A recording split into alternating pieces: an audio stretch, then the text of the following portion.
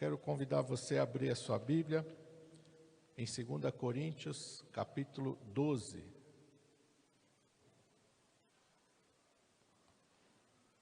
Segunda Coríntios 12, e eu quero ler com os irmãos a partir do versículo 7.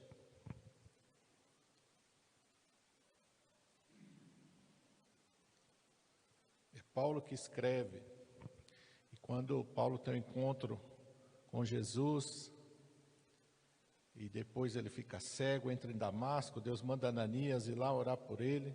Deus fala, e eu lhe mostrarei o quanto ele deve padecer pelo meu nome. Ele ia viver o amor de Cristo na totalidade. E aqui ele diz assim, e para que não me exaltasse pelas excelências das revelações, foi-me dado um espinho na carne, a saber, um mensageiro de Satanás para me esbofetear, a fim de não me exaltar, acerca do qual 3 vezes orei ao Senhor para que se desviasse de mim, e disse-me, a minha graça te basta, porque o meu poder se aperfeiçoa na fraqueza. De boa vontade, pois, me gloriarei nas minhas fraquezas, para que em mim habite o poder de Cristo, porque pelo que sinto prazer nas fraquezas, nas injúrias, nas necessidades, nas perseguições, nas angústias, por amor de Cristo, porque quando estou fraco, então sou forte. Amém? Vamos orar.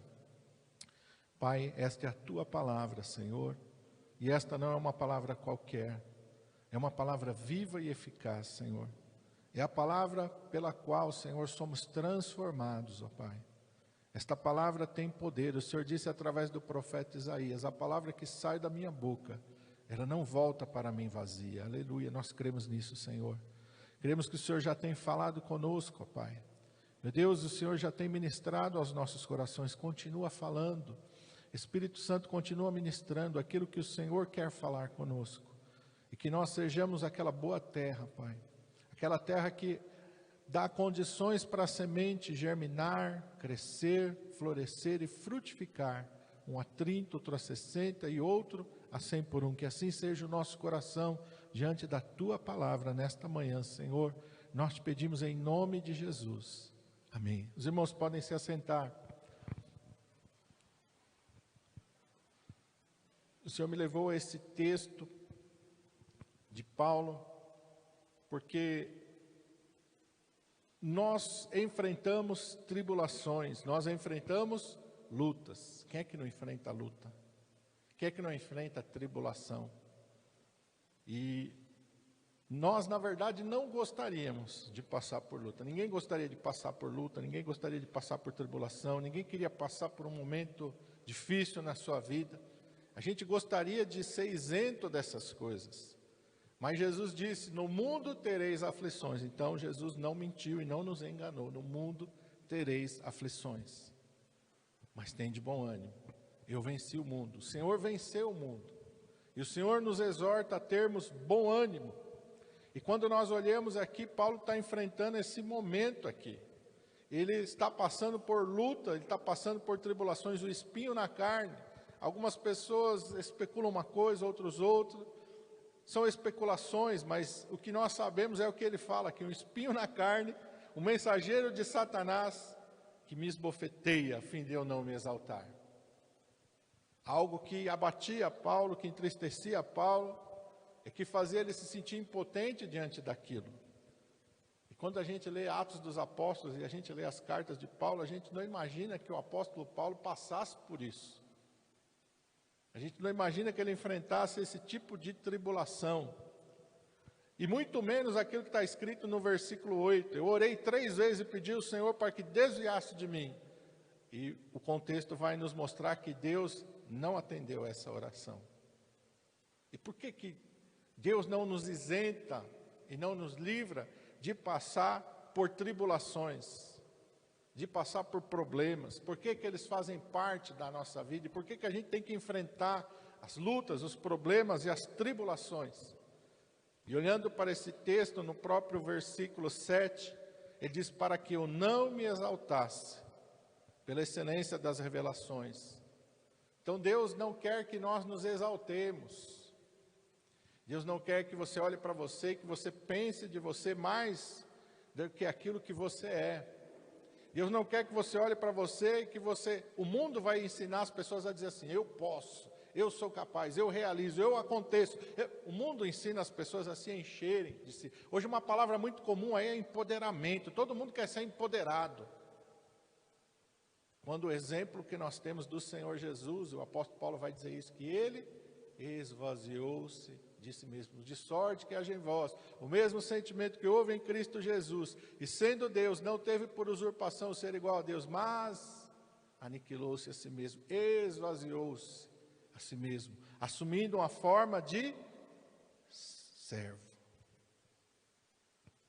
Foi achado em figura humana, e sendo achado em figura humana, se humilhou a si mesmo, assumindo uma forma de servo. Jesus disse, eu não vim para ser servido, mas eu vim para servir e dar a minha vida em resgate de muitos. Então o propósito de Deus é que a gente entenda que nós somos instrumentos nas suas mãos.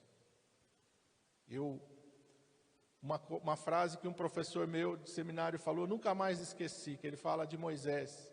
Moisés teve exatamente 120 anos e a vida de Moisés ela é dividida exatamente em 3 períodos de 40 anos. Por 40 anos ele foi príncipe no Egito. Por 40 anos ele foi pastor de ovelhas em Midian. E por 40 anos ele guiou os filhos de Israel no deserto. Então ele falava assim, 40 anos Moisés achou que ele era tudo. 40 anos Deus mostrou para ele que ele não era nada. E 40 anos ele aprendeu que o nada nas mãos de Deus pode ser um instrumento muito valioso. Porque a Bíblia diz que Deus não divide a sua glória com ninguém. Deus não dá glória para o homem.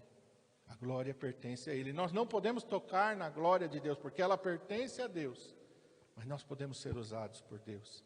Então Deus ensina aqui o apóstolo Paulo, e eu lembrei, enquanto eu estava lendo aqui, o Espírito Santo me levou a Deuteronômio capítulo 8, quando Deus está falando com o povo. Eles estão ali próximos de entrar na terra, de possuir a terra, Deuteronômio capítulo 8. E no versículo 10 em diante, Moisés está ali exortando o povo, e ele diz assim, quando, pois, tiveres comido e fores fartos, louvarás ao Senhor teu Deus pela boa terra que te deu.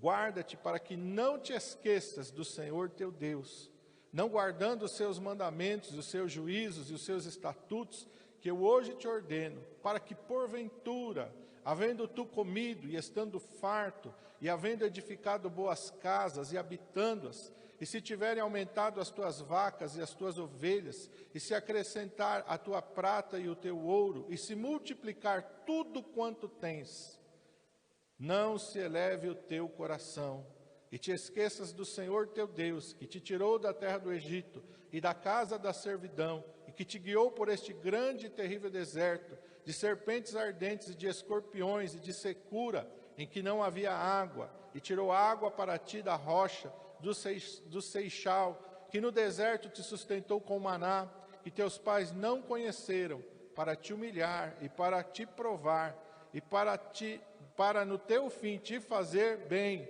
e não digas no teu coração, a minha força e a fortaleza do meu braço me adquiriram este poder. Antes te lembrarás do Senhor teu Deus, que é Ele o que te dá força para adquirires poder, para confirmar o seu concerto, que jurou a teus pais, como se vê neste dia.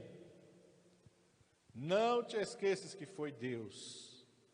Não te esqueças que foi Deus. Porque a tendência nossa do ser humano é a gente nos esquecer de onde Deus nos tirou, nos esquecer quem nós éramos, nos esquecer aquilo que Deus está fazendo na nossa vida, e de repente a gente começa a achar que a gente merece. Jesus conta uma parábola entre 2 pessoas que estavam orando. Um era o fariseu e o outro era o publicano. O fariseu olhava para o publicano e dizia, graças te dou, Senhor, porque eu não sou como os demais homens. Graças te dou porque eu não sou como aquele publicano ali, Senhor, eu sou melhor do que ele. E Jesus disse, Deus não ouviu essa oração, mas o publicano de longe nem se sentia digno de chegar junto ao altar, batia no peito e dizia, Senhor, tem misericórdia de mim, pobre pecador. E Jesus disse, esse Deus ouviu, e esse Deus perdoou. Então uma tendência nossa, a gente achar e o mundo está caminhando para isso, né? O mundo fala só isso. O mundo vai exaltar o homem e a figura do homem. A visão de mundo hoje ela é totalmente centrada no homem. Ela é centrada no ser humano, para valorizar, para colocar o ser humano como centro de tudo, quando na verdade o centro de todas as coisas é Deus, e tem que ser Deus. Então Deus está exortando os filhos de Israel aqui: antes te lembrarás do Senhor teu Deus, que Ele é o que te dá força para adquirires poder, para confirmar o seu conserto. E Deus está falando lá para o apóstolo Paulo, para que não me exaltasse. O espinho da carne, a provação, a luta, a tribulação, veio para que eu não me exaltasse, para que eu continuasse sempre sabendo quem eu sou, da onde Deus me tirou, e que tudo que Deus está fazendo na minha vida e através de mim, é Ele que está fazendo. Um dos exemplos mais claros que a gente tem na Bíblia é Sansão. A Bíblia diz que Sansão tinha força de 100 homens. Mas não é porque ele ia na academia, não é porque ele tomava bomba, não é porque... Não, a palavra de Deus diz que quando o Espírito Santo se retirou dele, os filisteus chegaram, prenderam ele, fizeram com ele o que quiseram. Porque aquela força, aquela capacidade vinha de Deus. E eu gosto de Davi quando ele diz: o Senhor é quem me cinge de força. O Senhor é que adestra as minhas mãos para o combate. O Senhor é quem submete os meus inimigos debaixo dos meus pés. Davi está reconhecendo: olha, eu não sou um grande homem, eu não sou um grande estrategista, eu não sou um grande... Não, Deus é que fez tudo isso. E nós precisamos entender que é Deus, que sem Deus nós não somos nada. Jesus disse: sem mim nada podereis fazer. E quando ele vai instruir os seus discípulos, diz: ficai em Jerusalém, até que do alto sejais revestidos de poder. Então, depois que vocês receberem aquilo que do céu vai vir, vocês vão ser minhas testemunhas. Então, até para a gente dar um bom testemunho, até para a gente viver uma vida, nós precisamos receber de Deus a graça, a sabedoria, a unção do Espírito Santo. E ele continua aqui, versículo 8 e 9, ele diz: acerca do qual 3 vezes orei ao Senhor para que se desviasse de mim, e disse-me o Senhor: a minha graça te basta, porque o meu poder se aperfeiçoa na fraqueza. De boa vontade, pois, me gloriarei nas minhas fraquezas, para que em mim habite o poder de Cristo. Deus não nos isenta de passar por lutas, mas Ele trabalha em nós através das lutas. Ele está forjando o nosso caráter, Ele está forjando a nossa vida através das lutas. É como oleiro. E Deus mostra isso para o profeta Ezequiel: desce lá, vai lá olhar o que o oleiro está fazendo, né? Vai lá olhar. E ele vai e olha, e o oleiro está trabalhando ali no barro. E o que o oleiro precisa para trabalhar? Barro e água. Por quê? Porque o barro seco não dá para ser moldado, não dá para ser trabalhado. Ele precisa ser moldado através da água. Ele vai acrescentando água, ele vai moldando. Ele vai acrescentando água, ele vai moldando ali. Assim Deus também precisa trabalhar em nós. E Ele vai usar as lutas, as tribulações, os problemas, as adversidades para trabalhar na nossa vida, para nos moldar, para mostrar aquilo que precisa sair da nossa vida, porque se o barro ali tiver impureza, também não dá, tem que ser um barro que foi purificado, peneirado, ali foi tirado a impureza. Tinha pedra, a pedra teve que sair. Se tinha algum galinho ali, algum raminho, teve que sair, teve que ficar o barro puro para ser trabalhado. E assim Deus vai trabalhando na nossa vida, Deus vai trabalhando em nós, Deus vai transformando a nossa vida através das lutas, como Ele falou ali para os filhos de Israel: olha, eu estou trabalhando em vocês aqui, lá em Deuteronômio 8 de novo, volta lá um pouquinho. Porque Deus, nesse mesmo capítulo, Ele fala assim, versículo 2, agora um pouquinho antes da onde eu li.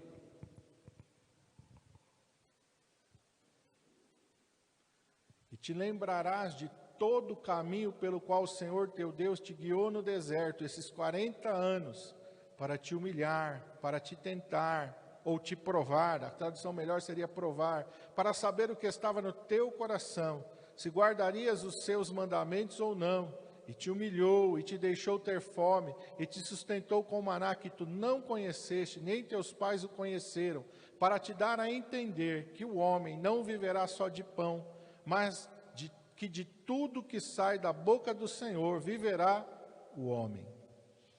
Deus está falando, olha, eu guiei vocês por esse deserto, esses 40 anos, e o meu propósito aqui, primeiro é para saber o que estava no teu coração. E o segundo é para que você compreendesse que você depende de mim. Então Deus, Ele vai trabalhar em nós para que a gente se humilhe, para que a gente reconheça que nós não somos nada sem Ele. Porque enquanto a gente acha que a gente é alguma coisa, a gente não vai depender de Deus. Porque a gente tem aquele costume, quando vem o problema, o que a gente normalmente faz?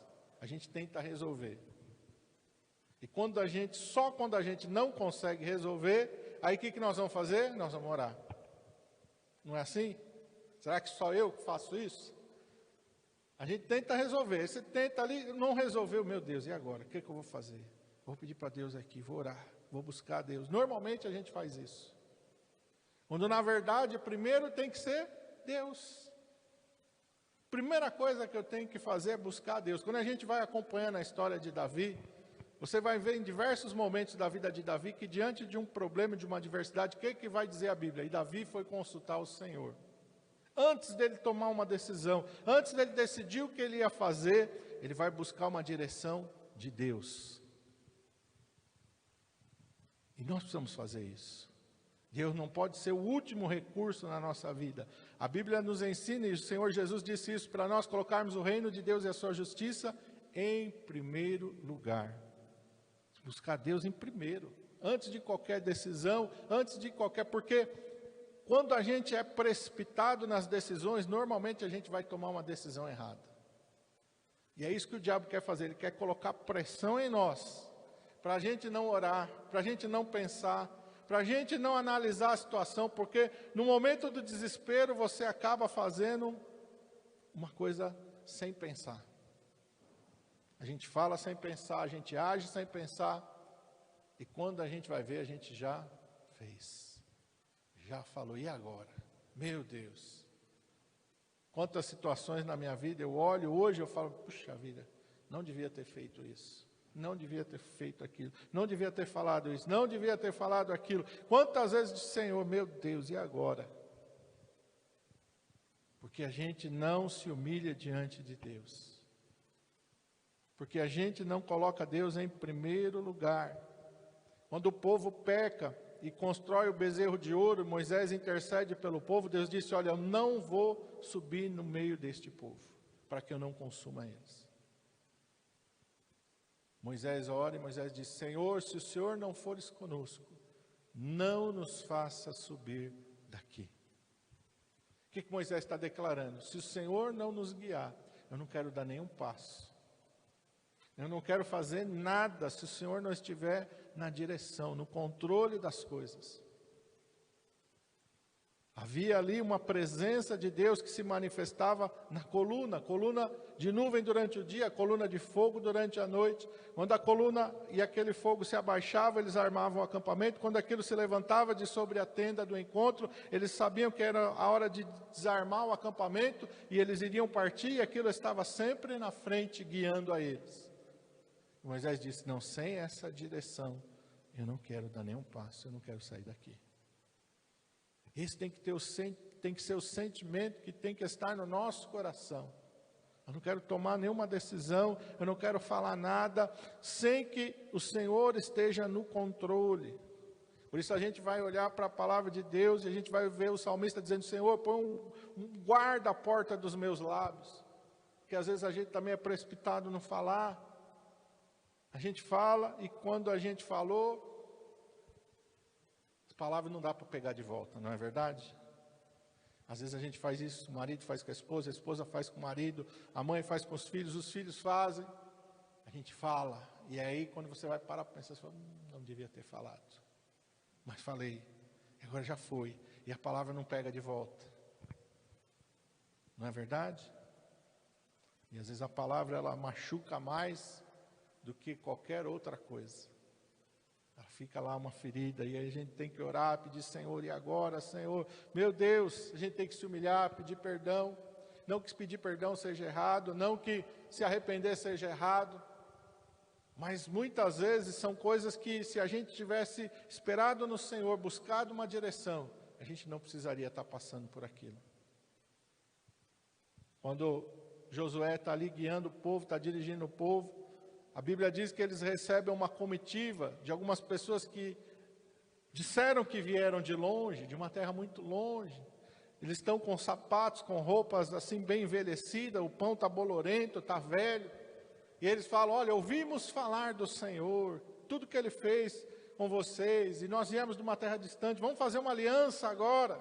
E a Bíblia diz que Josué e os príncipes da congregação não pediram direção de Deus, e fizeram aliança com aqueles homens. E alguns dias eles caminharam e eles descobriram que eram os gibeonitas que estavam ali. E por que eles fizeram aliança? Porque não pediram direção a Deus. Não oraram, não buscaram uma direção a Deus e ficaram ali com aquela aliança com os gibeonitas, sendo que Deus tinha sido claro, não faça aliança com o povo desta terra. Vocês não podem se misturar com eles. Mas eles fizeram. E por que fizeram? Porque não buscaram uma direção de Deus. Então, quando a gente não tem uma direção de Deus, quando a gente não se humilha, Senhor, olha aqui, eu sou dependente de Ti, Senhor, me ajuda aqui, eu preciso tomar uma decisão, e, Senhor, eu quero a Tua direção nessa decisão, Senhor, eu preciso conversar aqui com a minha esposa, preciso conversar com meu marido, preciso conversar com meu filho, Senhor, me dirija aqui, me dá a palavra certa, uma palavra de sabedoria, uma palavra, Senhor, de entendimento aqui, Senhor. Mas a gente atropela tudo e a gente não faz, mas a gente deveria fazer. A nossa vida seria completamente diferente se a gente colocasse o Senhor na frente de todas as coisas, de cada palavra, de cada decisão que a gente tivesse que tomar. E Deus estava mostrando isso para o apóstolo Paulo. A minha graça te basta, o meu poder se aperfeiçoa na fraqueza. Quando nós enxergamos que nós não somos nada, que somos dependentes de Deus, o poder de Deus pode se revelar em nós. Porque se Davi fosse enfrentar Golias, achando, não, eu tenho uma pontaria boa, eu sou bom de mira. E olha, quando eu atiro uma pedra, o negócio é assim, de matar. Ele estaria morto. Mas porque ele sabia que ele não tinha a menor condição de vencer. E ele diz claramente, o Senhor dos exércitos é quem vai dar a vitória. Quando ele colocou Deus na frente, e sabia que não era por causa dele, mas que era através dele, porque é diferente. Não, Deus está fazendo isso por causa de mim. Não, Deus não está fazendo isso por causa de você, mas Deus está fazendo através de você. Uma das frases, pastor, que eu mais gosto de John Wesley, é que as pessoas perguntaram, por que ele atraía tantas pessoas? E a resposta dele foi, eu me ponho em chamas e o povo vem me ver queimar. Não sou eu, é o Espírito Santo que está em mim. E é isso que nós precisamos entender. Não sou eu, é o Espírito Santo que está em mim. É o poder de Deus que está em mim. Não sou eu. Nós, como seres humanos, a gente é falho.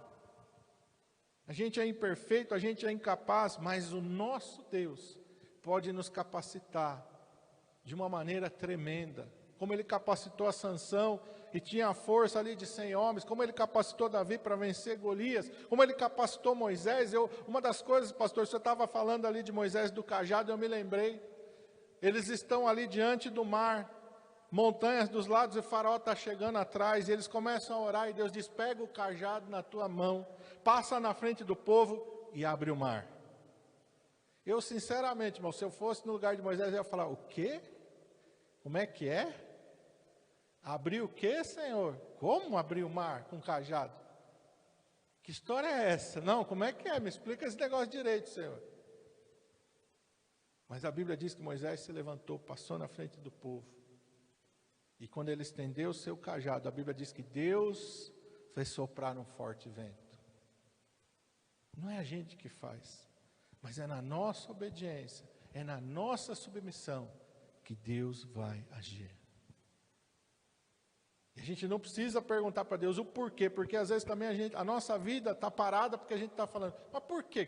Por que eu tenho que fazer isso? Eu não estou entendendo, eu não estou vendo como. Imagina, como? Como que um cajado abre o mar? Não tem como. Não tem explicação lógica. Não tem uma explicação razoável que a gente entenda. Para nós é uma coisa totalmente sem sentido, mas não para Deus. Porque para Deus o que faz sentido é eu obedecer, eu me humilhar, eu reconhecer, eu não estou entendendo nada, mas Deus falou, eu vou fazer. Eu não sei como é que isso pode dar certo, mas eu vou fazer, porque Deus está falando. A Bíblia diz em Hebreus capítulo 11 que Abraão saiu sem saber para onde ia. Irmão, quem é que faz uma mudança sem destino? Fala sério. Deus fala para você, pega a tua mudança, coloca no caminhão de mudança. Senhor, e para onde eu vou levar? Só vai. Só vai, que no meio do caminho eu vou te mostrar. Como é que você iria? Você não ia olhar para você e falar, meu, esse negócio está meio esquisito. Como é que eu vou sair? Onde é que eu vou chegar? Não sei. Que caminho que eu vou fazer? Não sei. Porque eu não sei, os irmãos, eu sou assim, se eu tenho que ir num lugar que eu nunca fui, o que eu vou fazer? Eu vou lá para o Google lá. Deixa eu ver. Eu sou da época ainda que tinha o guia, eu fui office boy, tinha o guia lá que a gente ficava olhando lá para onde que eu vou e tal. Hoje em dia está tudo mais fácil, você coloca lá no Google, no Waze e tal. Mas Deus fez Abraão sair, Hebreus capítulo 11 diz, fez ele sair sem saber para onde ia. E não é uma decisão simples, ele não está fazendo um passeio, ele não está fazendo uma aventura, ele está se mudando. Ele não está se mudando de bairro, nem de cidade, ele está se mudando de nação. Ele não olhou o cartão postal, ele não abriu o Google, deixa eu ver se vai ser um lugar bonito, se vai ser feio. Ele saiu confiando no Senhor. E tudo isso a Bíblia vai nos mostrar, para quê? Para que a gente entenda que nós somos dependentes de Deus. E que nós temos que deixar Deus agir. E Paulo vai falar isso.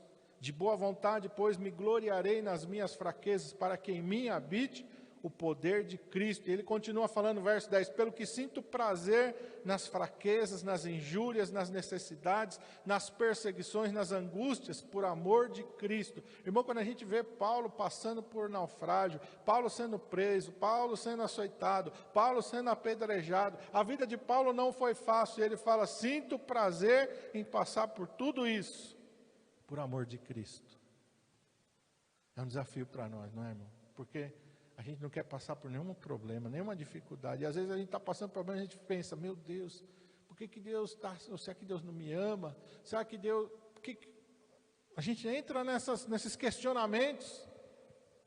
A gente acha que Deus não ama a gente acha que Deus se descuidou, a gente acha que Deus está falhando.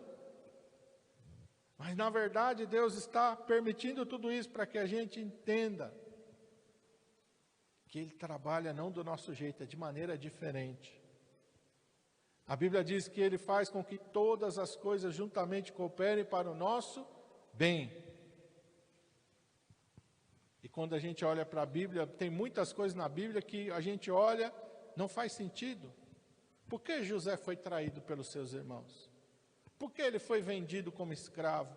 Por que o seu pai viveu um luto sendo que ele estava vivo? É fácil? Não é. Jacó viveu anos achando que José tinha morrido, porque apresentaram só a capa dele suja de sangue, e ele pensou, algum animal despedaçou meu filho. Ele não teve um corpo, ele não pôde dar um beijo no seu filho, e ele vive anos no luto, vivendo um luto de um filho que está vivo. Irmãos estão vivendo sabendo que venderam seu próprio irmão. É fácil? Não é fácil. A gente entende, há uma lógica nisso. Humana? Não, não há uma lógica humana nisso. Aí quando José encontra com seus irmãos, ele diz, Deus me trouxe adiante de vós, para vos conservar em vida, como hoje vocês podem ver. Porque a fome ainda vai durar mais alguns anos. Mas Deus me colocou por pai sobre a terra do Egito. Então Deus não trabalha da maneira que a gente acha que Ele tem que fazer. Ele não faz, porque às vezes a gente quer dar conselho para Deus. Às vezes a gente quer guiar a Deus e dirigir os passos do Senhor. Não, não. Quem foi o conselheiro do Senhor? Quem é que vai dizer para Deus o que ele tem que fazer e como que ele tem que fazer? E uma das coisas mais bonitas que eu vejo de Jó é porque ele passa o livro todo questionando a Deus, questionando, e depois lá no final ele vai dizer: Senhor, eu tentei falar de coisas que eram altas demais para mim, tentei compreender coisas que eram altas demais para mim, Senhor. Põe a minha mão sobre a minha boca, não vou mais falar nada, me arrependo no pó e na cinza, eu me humilho diante de Ti, Senhor. Porque Deus não tem que dar satisfação para nós. E Deus não tem que perguntar para a gente: ó, você acha que vai ficar bom se eu fizer isso na tua vida? Você aceita que eu faça isso na tua vida? Você acha que faz sentido eu fazer? Deus não vai perguntar para a gente. E Deus não responde nada para Jó. Deus apenas questiona ele acerca de coisas grandes e sublimes que só Deus tem a capacidade de entender. Então Jó entende e... Vamos lá, Jó 42, é o último capítulo de Jó. Na minha Bíblia aqui está na mesma página aqui do primeiro Salmo. Jó 42.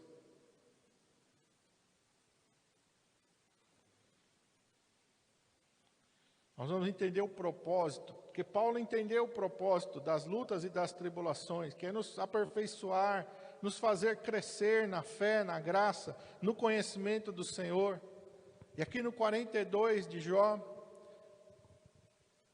o Senhor está falando com ele, e no versículo 1, então Jó respondeu ao Senhor e disse: bem sei que tudo podes, e nenhum dos teus pensamentos pode ser impedido. Quem é aquele, dizes tu, que sem conhecimento encobre o conselho? Por isso falei do que eu não entendia, coisas que para mim eram maravilhosíssimas e eu não compreendia. Escuta-me, pois eu falarei, eu te perguntarei e tu ensinas-me. Aleluia! Com o ouvir dos meus ouvidos ouvi, mas agora te veem os meus olhos. Por isso me abomino e me arrependo no pó e na cinza. Versículo 5, é tão bonito. Algumas versões diz: antes eu te conhecia de ouvir falar, mas agora os meus olhos te veem. Jó entendeu que tudo aquilo que Deus permitiu que ele passasse foi para que ele chegasse mais perto de Deus. Mais perto. Por isso Paulo está dizendo: olha, eu sinto prazer em todas as lutas, adversidades que eu estou passando por amor a Cristo, porque eu sei que quando eu sou fraco, eu sou forte, porque eu sei que quando eu não posso, Deus pode, porque eu sei que quando eu não consigo, Deus me faz alcançar. É Ele que está fazendo, é Ele que está agindo, é Ele. Paulo, quantos milagres Deus operou através da vida de Paulo. Paulo está dizendo: olha, tudo isso é o Espírito Santo que está em mim, não sou eu. Não é a minha virtude, não é o meu poder, não é porque eu sou melhor do que ninguém, não é porque eu sou um apóstolo mais excelente, não é nada disso.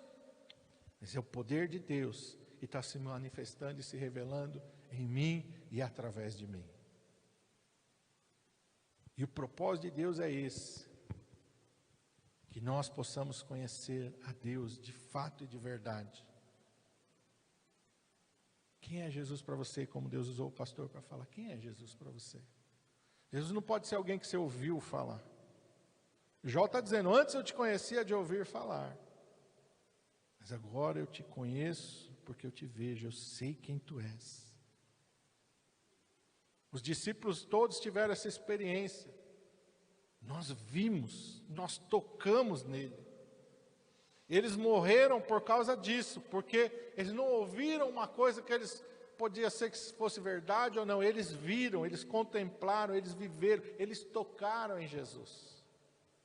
É isso que Deus quer, que você tenha uma experiência viva e real, que você possa dizer: não, peraí, eu sei o que Deus fez na minha vida, eu sei quem eu era, eu sei de onde Ele me tirou, eu sei o que Ele fez em mim, eu sei quem Ele é para mim. Irmãos, a gente está aqui no Brasil, e aqui as nossas lutas, as nossas tribulações, perto do que passam outros irmãos no mundo hoje, a gente pode até nem considerar tão grave, né? Porque se você for pegar na Índia, no Paquistão, se você for pegar em alguns países da África, a gente nem está aqui, ó, mas quantos sabem que 200 pessoas morreram na Nigéria por serem cristãos?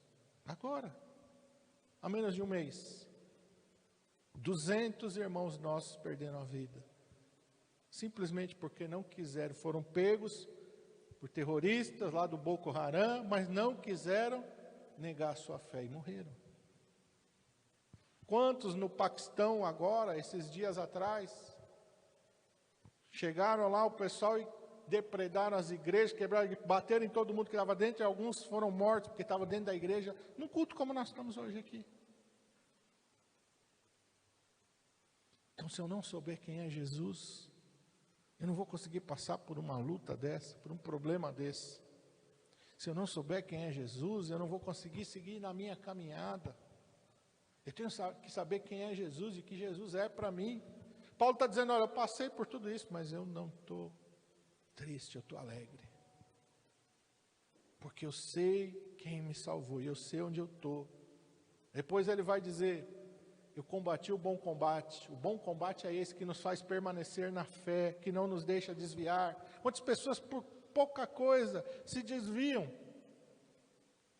Não vou mais na igreja, por quê? Porque o pastor não falou comigo, porque o pastor passou perto de mim, não me deu a paz do Senhor, porque o irmão lá tal olhou para mim de uma maneira que eu não gostei, porque, às vezes as pessoas desistem por tão pouca coisa. Mas quando a gente sabe quem é Jesus, quando a gente conhece a Deus, a gente não deixa Jesus por nada. A gente não volta atrás na nossa vida jamais. E Paulo está dizendo, olha, eu sei quem Deus é, eu sei que a sua graça me basta, eu sei que eu vou continuar passando por luta e tribulação, mas eu estou feliz, porque eu sei que eu estou no caminho que Ele me colocou, combati o bom combate, terminei a carreira, guardei a fé. Não voltei atrás, não foi um naufrágio que me fez desviar, não foi um apedrejamento, não foi uma prisão, não foi uma perseguição, não foi uma injúria, nada disso me faz voltar atrás. Eu vou seguir em frente, custe o que custar. E Pedro depois entregou a vida por Jesus, e todos os apóstolos entregaram a vida por Jesus. Ninguém mais fez Pedro negar. Ninguém mais fez Pedro retroceder, nem a cruz. Nem a cruz fez ele voltar atrás, é isso que nós precisamos entender. Amém? Vamos ficar de pé.